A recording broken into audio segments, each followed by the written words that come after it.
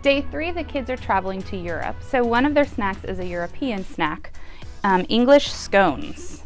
You can use a store-bought mix. At my local Walmart and Kroger, they did not have them, but Trader Joe's does carry a packaged scone mix. There's also a recipe in your snack guide, and also you can Google recipes. So I added chocolate chips in mine, and they were really, really delicious. You can cut them into triangle shapes. You can keep them round. They're a really yummy, kind of like a cake, a mix between a cake and a biscuit snack that the kids will enjoy, especially with chocolate chips. The other snack in honor of Tower of Babel and Europe is the Leaning Tower of Cheesa. You're going to give the kids cheese crackers. You can give miniature, like the store-bought brand. Ritz makes a brand, there's off brands.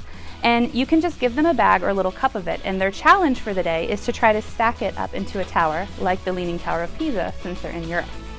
The healthy snack for the day is Greek yogurt served with in a little cup with some grapes. That's day 4 snacks.